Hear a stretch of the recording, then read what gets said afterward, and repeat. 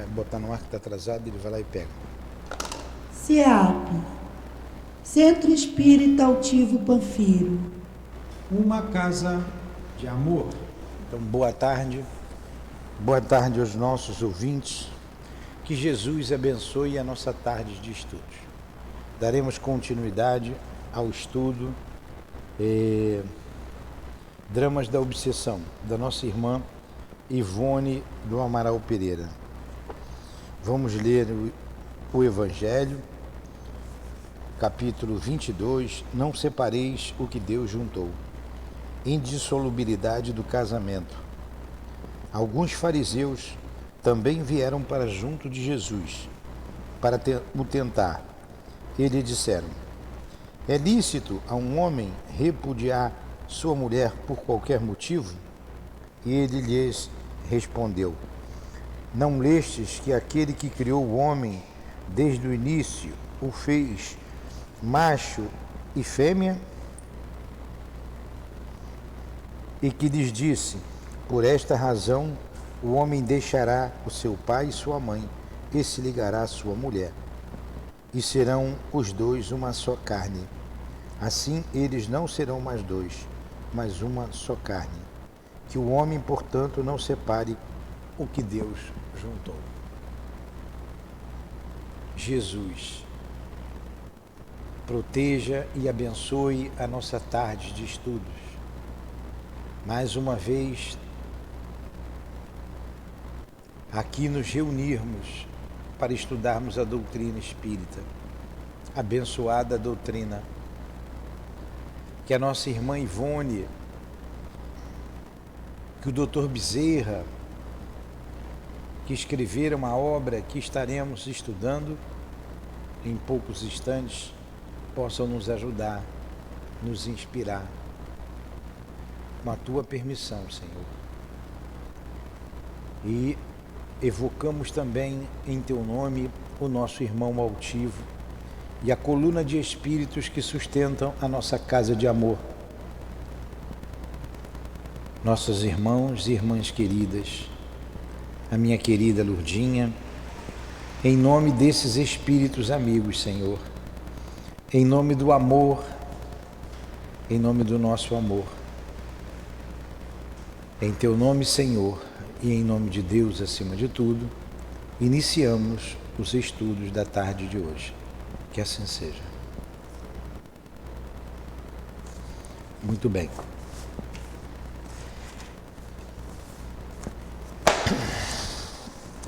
Vamos continuar agora no item 7.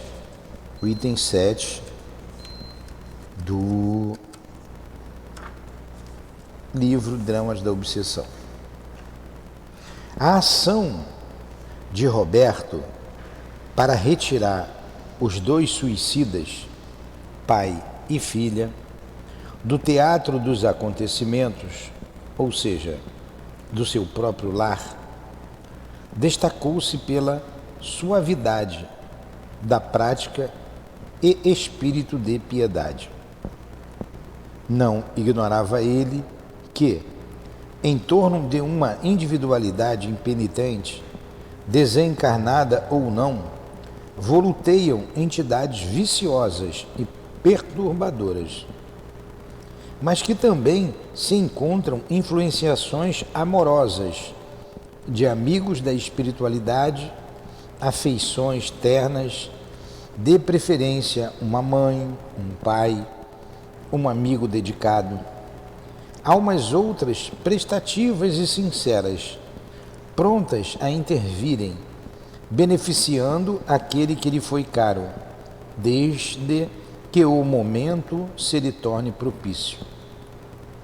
Apelou, portanto, para o auxílio do espírito já esclarecido da genitora do suicida, dela, solicitando concurso valioso para a missão de fraternidade que se impusera, a par de outras entidades votadas permanentemente ao gênero de serviço.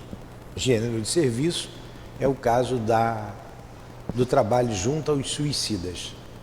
Então, para a gente se situar, pai e filha, o nosso irmão Leonel e a sua filha. Como era o nome da filha mais velha de Leonel?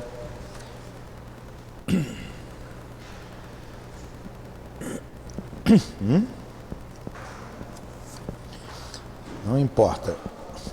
Eu também não me lembro o nome dela. Quem sabe é Elaine. Elaine não veio.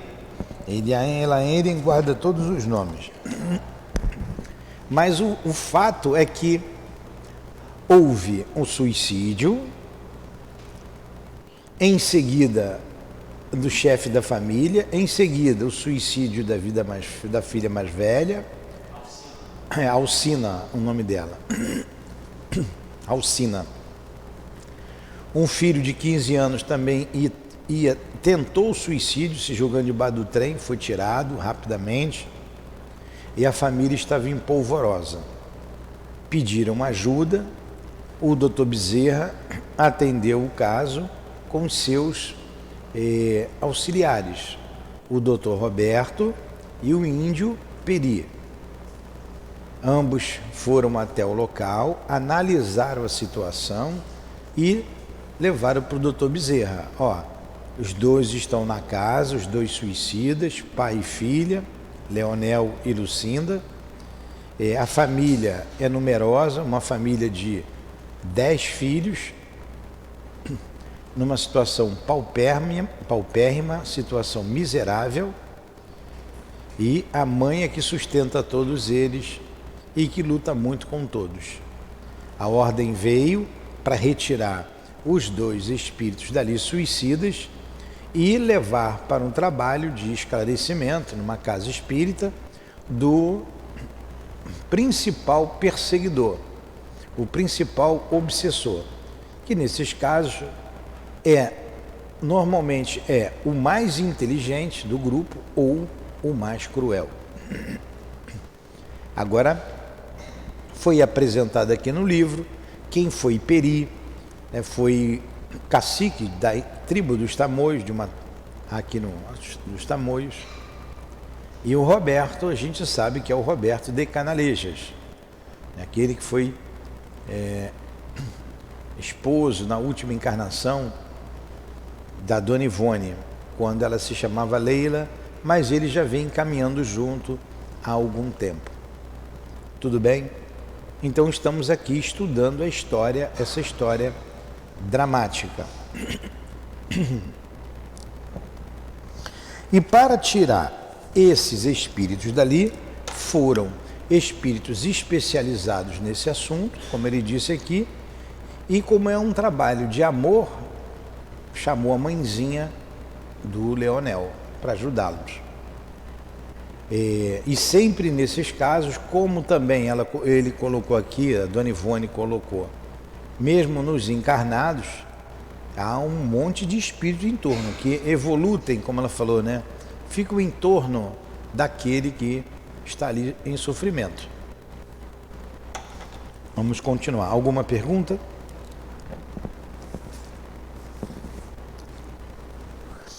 Apelou, portanto, para o auxílio do espírito já esclarecido da genitora do suicida, dela solicitando concurso valioso para a missão de fraternidade que se impusera a par de outras entidades votadas permanentemente ao gênero de serviço.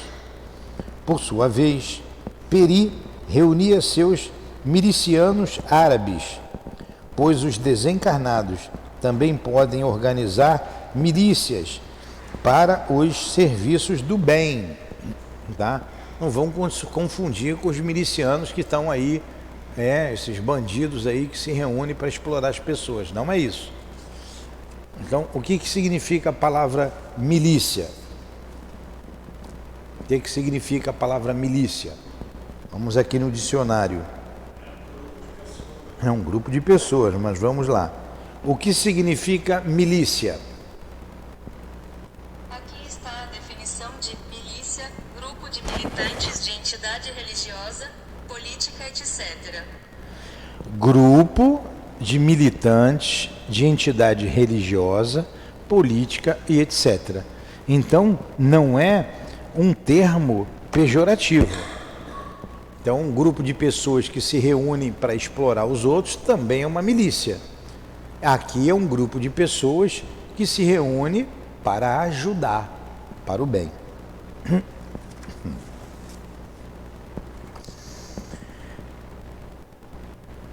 Com eles cercando a residência em questão, como o fariam autoridades terrestres, a fim de evitarem quaisquer surtidas desagradáveis por parte dos obsessores que poderiam querer evitar a partida das suas vítimas, dada a hipótese de poderem perceber a movimentação que se seguira. Então, como acontece aqui, a polícia não cerca o local para ter uma ação qualquer. Tem lá uma casa onde tem um crime. Ela cerca a casa e alguns entram, outros estão do lado de fora para evitar qualquer surpresa, qualquer fuga, né? A mesma coisa aconteceu aqui. Os obsessores, por que eles ficaram na casa? Os obsessores que inspiraram esses dois espíritos, essas duas entidades a se suicidarem, mantiveram eles na casa para que aquela vibração, contagiando a todos os membros da família, que eles queriam que todos morressem, se suicidasse também. Então eles estavam ali conservando os dois ali, não deixa eles aqui, que vai vir mais. O menino quase foi, e ia um atrás do outro, se não tivesse o socorro. Entendeu, Carlos? A estratégia? É. Então, se esses obsessores vissem uma movimentação diferente, podia pegar os dois e tentar uma fuga. O móvel do suicídio de Leonel, criado, como sabemos, sob pressão de inimigos invisíveis,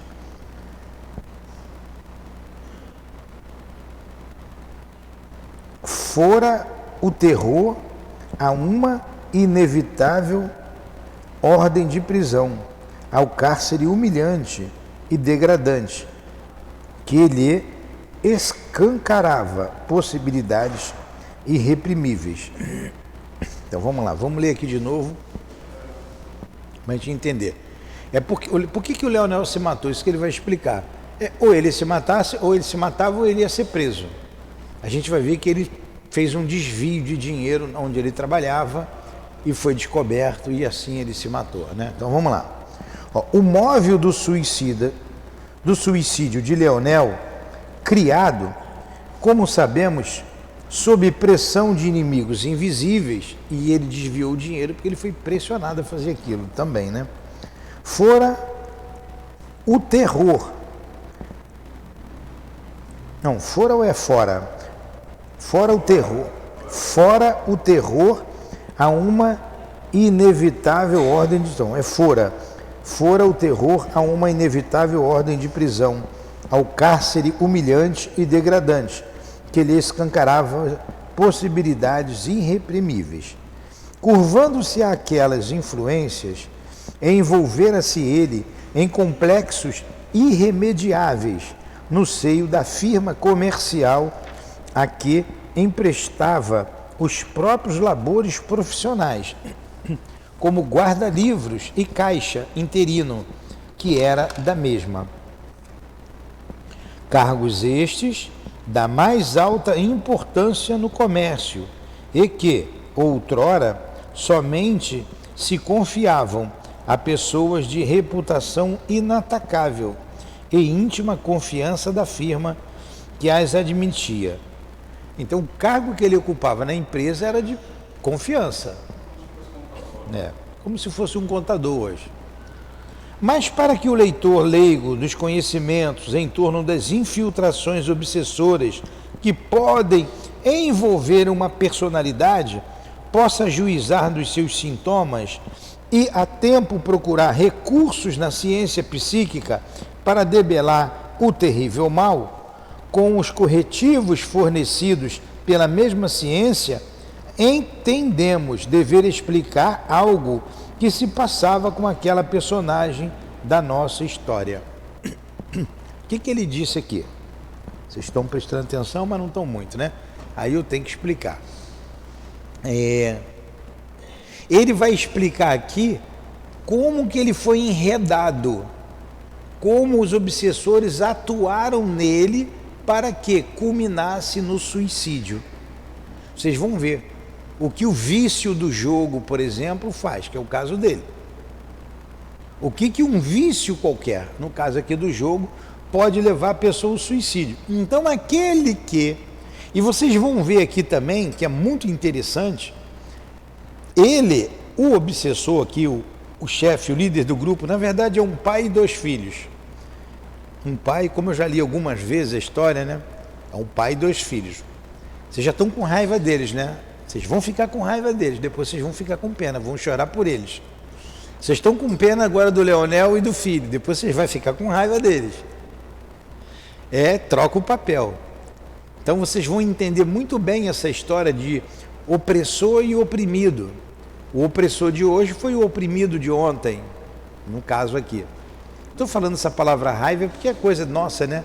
A gente vibra com a história e você toma partido, não tem jeito. Mas agora o importante de tudo, lembra lá da Dona Ivone falando no livro Recordações da Mediunidade, que um romance, isso aqui é um romance, tem que ter 3 características. Quais são as 3 características? Quem acertar vai ganhar um celular.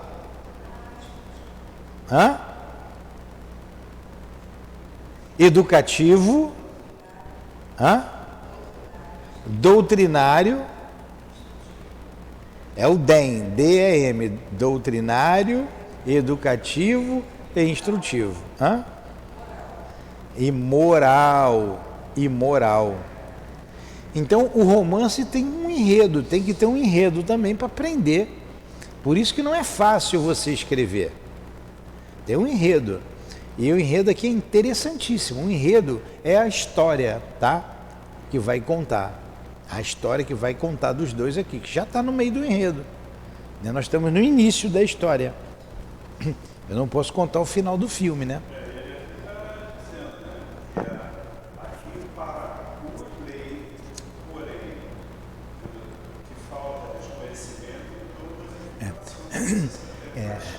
Vai explicar, aí é que entra para a gente não fixar a nossa mente somente no enredo, a gente tem que fixar nas entrelinhas, porque isso pode acontecer com a gente.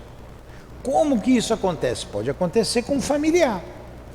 Você tem um familiar na situação dele aqui, tem que ter cuidado. Então vamos lá para a história dele. As anormalidades morais e psíquicas surgiram na vida de Leonel desde a infância. A gente tem que observar os nossos filhos desde a infância. Então, desde a infância, ele tinha dificuldades morais e psíquicas.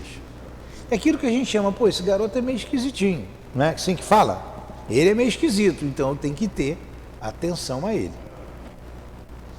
Durante esse período, em que geralmente a criança é graciosa e gentil, passiva às disciplinas educativas, a dita personagem mostrava-se avessa aos próprios carinhos maternos.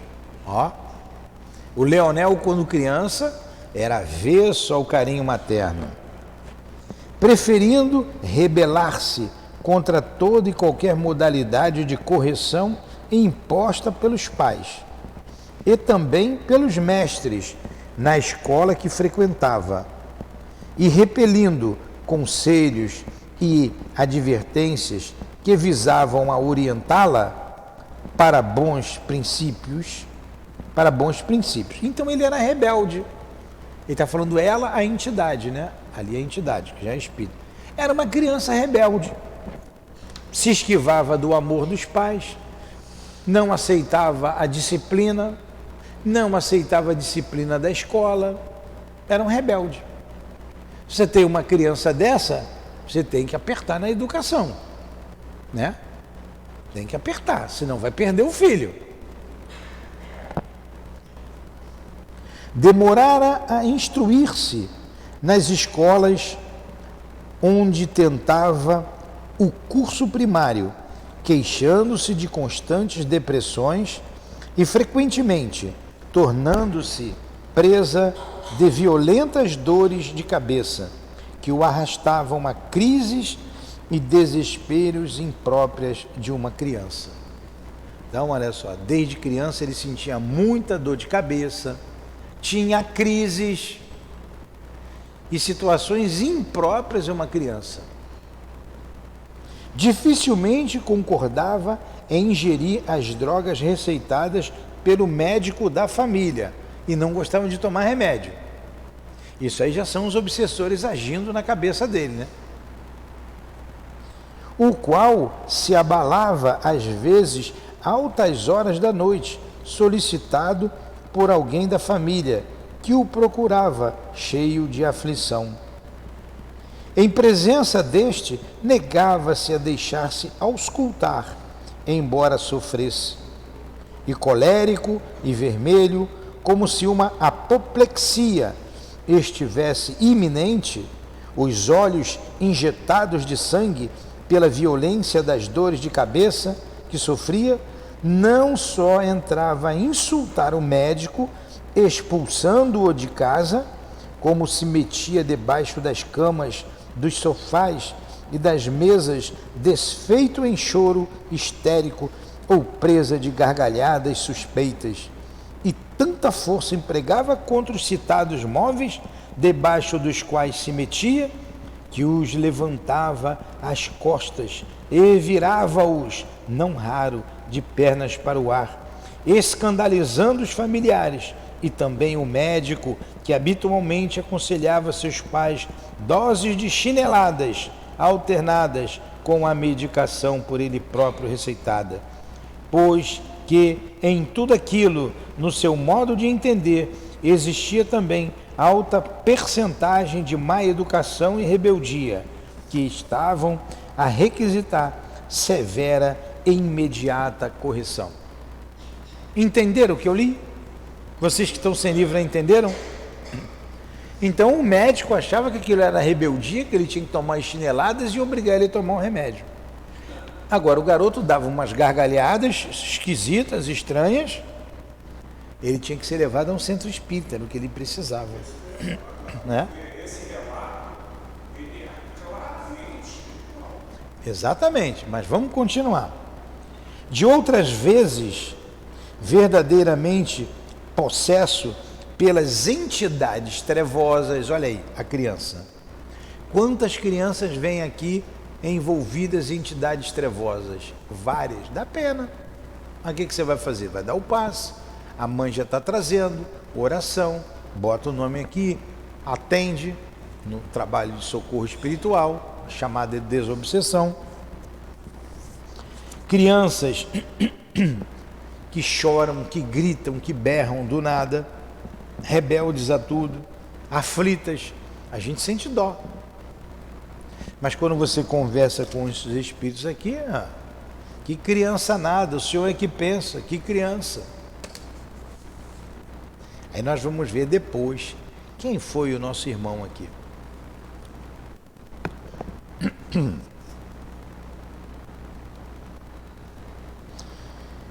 De outras vezes, verdadeiramente possesso pelas entidades trevosas do invisível, quebrava os consolos e aparadores de sua mãe e as porcelanas existentes nos armários onde se guardava a louça da casa, quebrava espelhos, vidraças, e tais eram os desatinos que sobreviam dentro do lar. Era uma criança problemática, né? Dá para ver que tem alguma coisa de errado. Daí derivados que, desesperado, seu pai saía para a rua, às vezes a horas adiantadas da noite, receoso de esbordoá-lo e matá-lo sob a cólera, porque se sentia invadir, enquanto sua mãe caía com ataques nervosos de suma gravidade. Olha, o pai saía de casa para não bater nele e em cólera não matá-lo, que era uma criança. Quanto sofrimento, hein? Enquanto sua mãe caía com ataques nervosos de suma gravidade, após o que ele próprio caía em prostração surpreendente, abatido e sonolento, para avançar pela noite adentro, presa de pesadelos terríveis, durante os quais se sentia envolvido em chamas, no centro de uma fogueira imensa, ou encarcerado em prisões infectas, torturado por azorragues e 1000 outras impressões que a custo se dissipavam. Olha o pesadelo dele, que estava sendo perseguido, estava num porão, estava na fogueira amarrado, pegando fogo, estava sendo torturado. Era assim a tua criança? Era assim a tua criança? Muito bem. Vocês estão vendo o que fez a santa, entre aspas, santa, né? A Santa Inquisição. Foi lá, tá?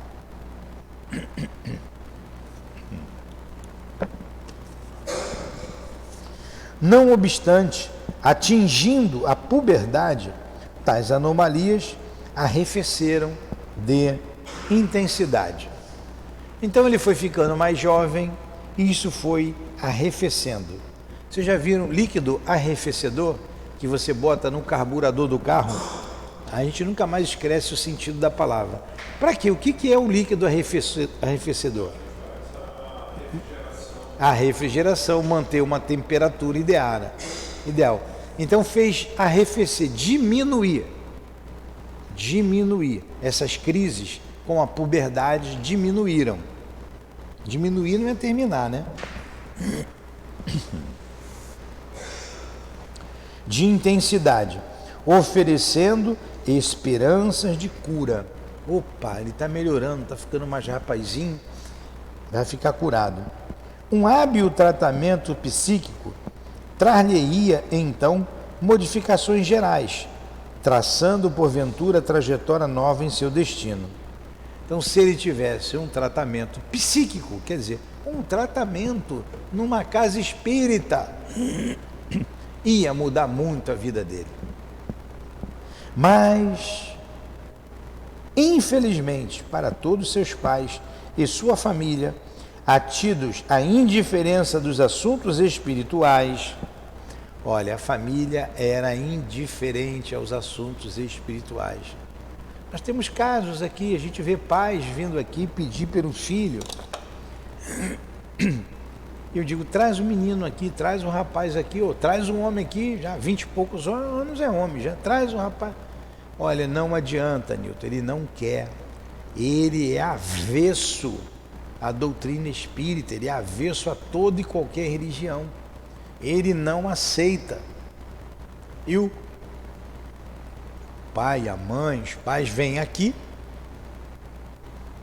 pedem socorro pelo filho. O caso é grave, a gente atende na reunião. Na reunião nossa aqui de socorro espiritual. Vêm os espíritos. Espíritos revoltados, com ódio, com muito ódio. E se esse ser não aceitar o tratamento, como é o caso do Leonel aqui, da família do Leonel, pode se suicidar. Então a gente tem que estar atento às reações que nossos filhos têm. Como que esse menino aqui do nada apresenta essas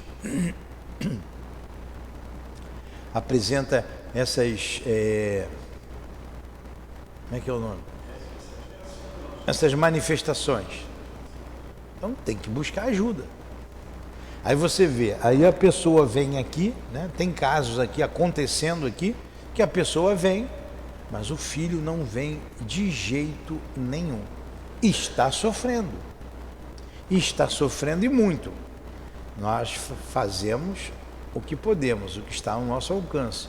Por orientação dos guias, o pai toma o passe, pensa no filho, para que chegue até ele as vibrações, coloca o nome ali na irradiação, coloca o nome no socorro espiritual, ao passo que, se ele viesse até nós, seria mais fácil, né? Ele querer ajuda.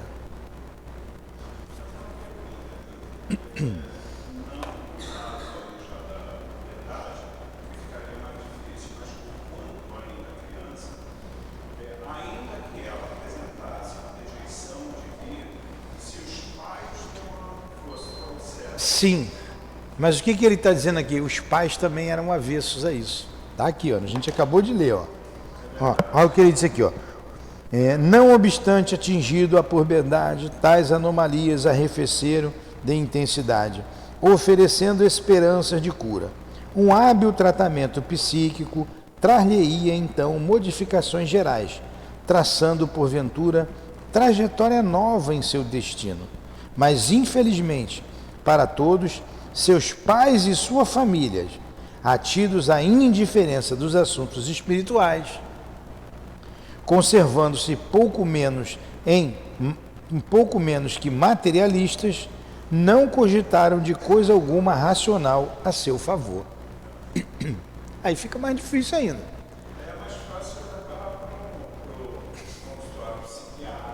Dá remédio. Mas naquela época, não sei se tinha, né? Vamos lá. Sua mãe, doente, afetada de ambos os pulmões, definhava lentamente. Mas ainda assim encaminhara-o à religião, confessando ao vigário da paróquia onde residiam as intraduzíveis diabruras do filho. Paciente e bom, o sacerdote tentou aconselhá-lo afetuosamente, atraindo-o para o catecismo e lecionando-lhe normas de boa conduta moral e social e de respeito a Deus.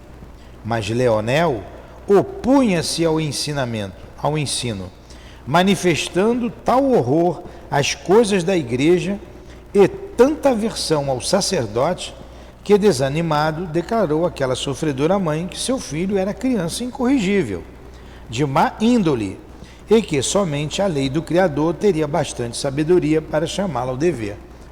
O padre jogou a toalha. Não dá não, isso é espírito mau.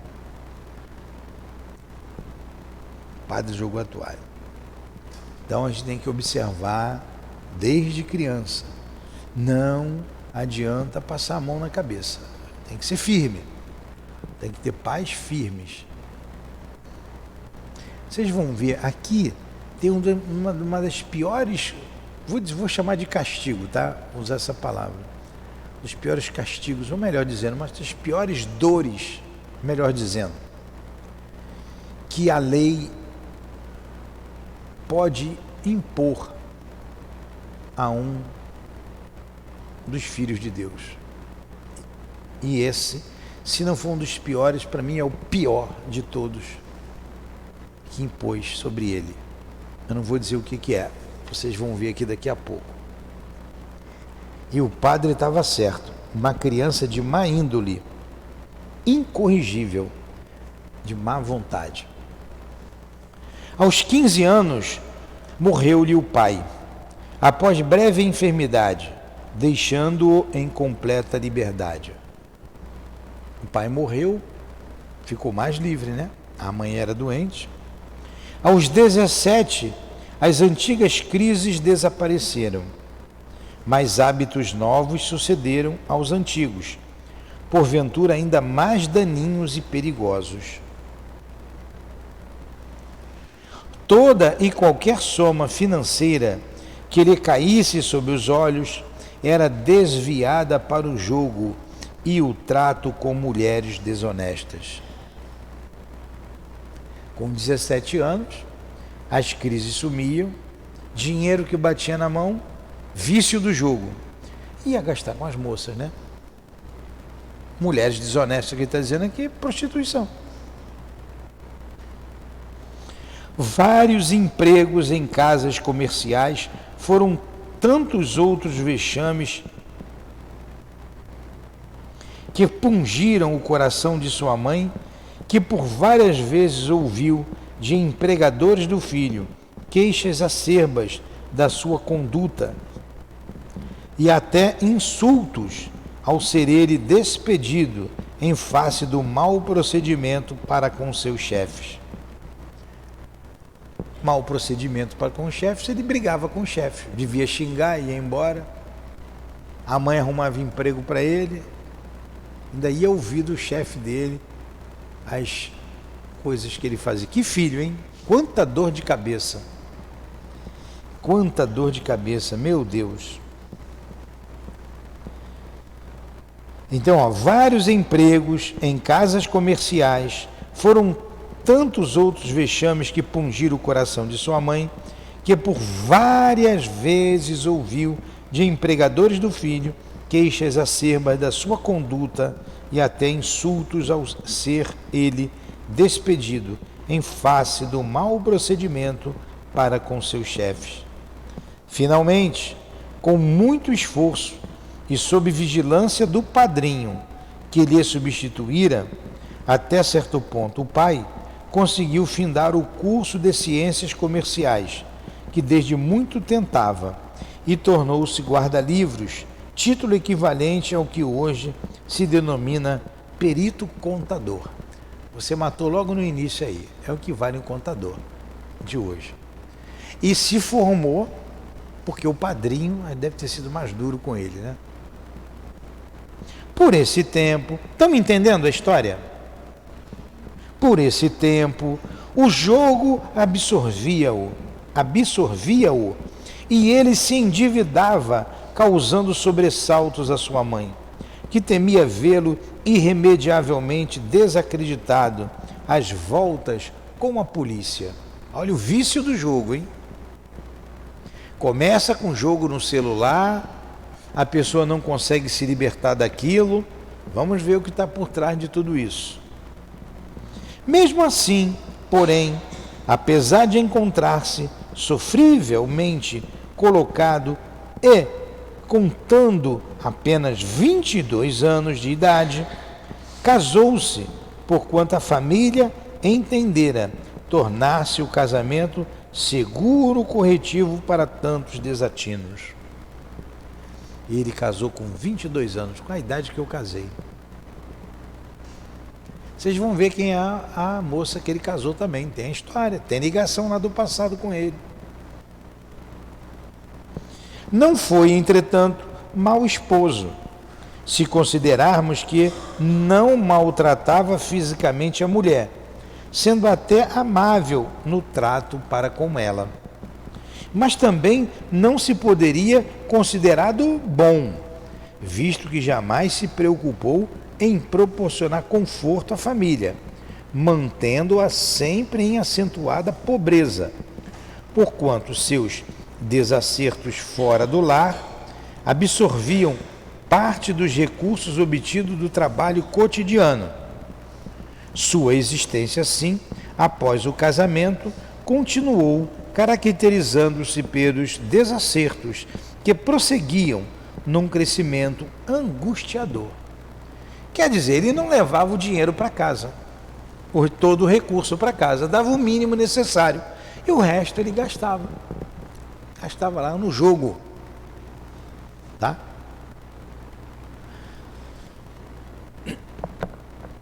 Em outras coisas aqui que ele não coloca. Eu tenho que ler, né? Não tem jeito, não tenho que explicar. Tá bem claro a história, né? Interessante, né? A despeito da paciência da esposa, do seu desvelo pelo lar, ali não havia paz, nem esperança, nem confiança no destino, porque Leonel passava noites consecutivas à mesa do jogo, ou locupletando-se em ceias orgíacas com amigos suspeitos. Entenderam, né? Mulheres e jogo. E passava noites sem ir para casa. Então a mulher, apesar de dedicada, não tinha paz, não tinha esperança, não tinha confiança no destino. Os filhos se sucediam. e ao atingirem a segunda infância, disse-iam viver assustadiços, atemorizados, sem saberes por que razão. Ele teve 10 filhos, né? Um filho atrás do outro. E os filhos foram crescendo e tudo assustadíssimo. O que eu estou fazendo aqui? Por que tanta coisa? Que lugar estranho. Olha que família desajustada. Eram feios, filhos feios. Eu ia dizer, parece o Carlos, mas não vou dizer não, Carlos. Eram feios, nervosos, enfermiços, dentre todos destacando-se a filha primogênita, cujo nome, Alcina, dir-se-ia o próprio escárnio, em face do seu aspecto visivelmente masculino, não obstante tratar-se de pessoa raquítica. Então a Alcina, aquela que se suicidou, era uma mulher magra, magrela e feia. Eu estou falando magrela porque vocês vão saber quem foi ela no passado. Feia, trazendo feições anormais, inteiramente desgraciosa, exibia também um defeito físico, pois coxeava sensivelmente da perna esquerda. Além de feia, era manca. Né? Olha só. E os filhos também feios, esquisitos. Devia ser uma família esquisita, né? Vamos lá. Nesse lar, altercações, choro, dificuldades financeiras, falta de crença em Deus e de qualquer religião. Não tinha religião. Era o que ressaltava de início a observação de qualquer visitante ou amigo. À noite, sucediam-se entre os filhos pesadelos e crises idênticos aos que o próprio Leonel apresentara na infância, o que o levava a dizer sem preocupações: trata-se de atavismo. Eu também fui assim durante a infância. Ó. A mesma coisa que o Leonel sentia, pesadelos, perseguições, aquilo tudo, fogueira sendo queimado, ele também, isso é atavismo. O que é atavismo? É coisa do passado. É por causa do meu passado, é a mesma coisa, tem ligado, é coisa do passado. Todos foram criados sem religião. Por causa dos ataques dos obsessores. Está entendendo? Mesmo dormindo, está entendendo? Está dormindo não? Olha que eu vou pedir para esses obsessores fazer uma visita a você hoje. Quem dormir, vamos lá. Após a morte de sua mãe, todavia, breve interregno sucedeu-se nos destinos de Leonel. Dir-se-ia que o choque por haver perdido tão excelente amiga chamara-o à razão. Surgiu em seu caminho, em seguida, oportunidade feliz de boa colocação numa fábrica de tecidos, da qual passou a ser o chefe dos escritórios, ou antes, o guarda-livros, responsável por todo o movimento financeiro. Ó, amarraram lá o gato com a linguiça, né? 4 anos decorreram sem a normalidade. A morte da mãe mexeu com ele. Então ele se manteve firme. A proteção invisível do alto generosamente colocou ao seu alcance nova oportunidade salvadora, aproveitando o período sereno que sobreviera em torno dele. Então, quando ele deu aquela acalmada, chocado com a morte da mãe, a proteção divina, vamos ajudar ele para não fazer bobagem. Ó. Vamos lá, fez com que ele conseguisse um emprego, estava ali caminhando, né? Mesmo sem ele acreditar nos espíritos. 2 companheiros de trabalho, amigo de trabalho, espiritistas convictos e cultos, homens honestos, bem inspirados pelas forças invisíveis do bem, tentaram despertá-lo para a crença em Deus, e o cultivo das forças ou dons espirituais. Olha só, os colegas vendo nele um médium, um trabalhador em potencial, tentaram ajudá-lo. Vamos lá para o centro, vamos assistir uma reuniãozinha, vamos tomar um passe. Deram-lhe a ler livros doutrinários e científicos. Falaram-lhe da excelência, da excelsitude da doutrina que professavam, a qual a eles próprios levantara do ostracismo estéril para o plano harmonioso do dever cumprido e da consciência tranquila. Disseram-lhe da sua suave feição amorosa que recomendava o jugo benévolo da compaixão pelos oprimidos e sofredores em geral. Mas Leonel rejeitou os amorosos convites, ridicularizou o evangelho que ele não estava à altura de assimilar, glossou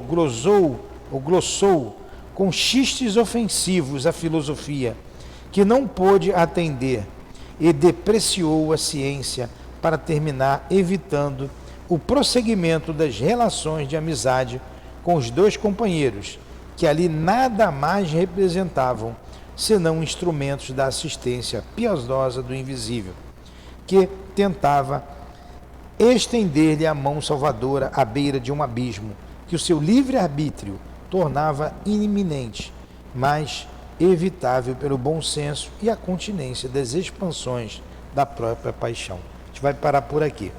Os dois amigos foram colocados perto dele ali para tentar ajudá-lo, né? Para tentar ajudá-lo.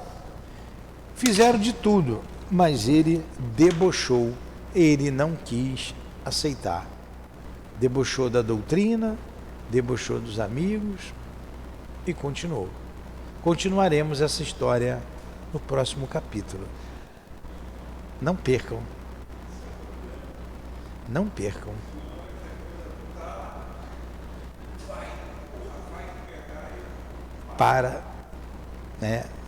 Temos horas.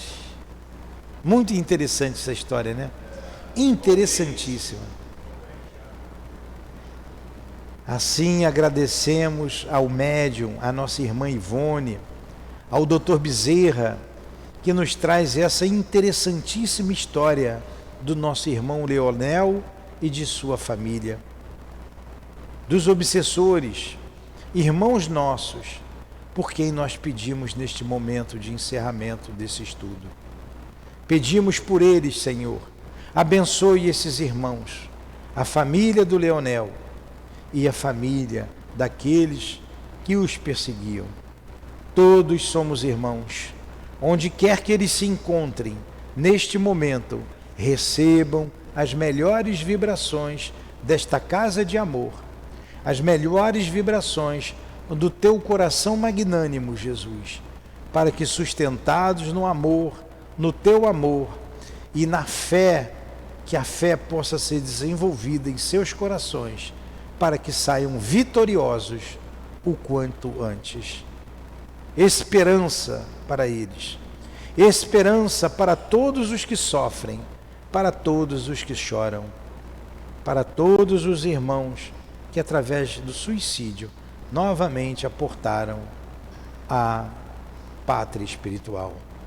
Que Deus os abençoe, que Deus nos abençoe e que seja evitado esse tipo de dor em nossa sociedade, que ela seja extirpada, Senhor, da sociedade terrena, a morte pelo suicídio. Deus fique com todos, Jesus ampare a todos nós, em nome do amor de Jesus e do amor de Deus, do amor desses espíritos guias desta casa de amor e de nossas vidas, do altivo, da coluna de espíritos que sustenta o nosso SEAP, em nome do nosso amor, Lourdinha, do amor da Dona Ivone, do Dr. Bezerra, enfim, é que pedimos a devida permissão, em nome de Deus acima de tudo e de Jesus Cristo, para encerrarmos os estudos da noite de hoje. Que assim seja.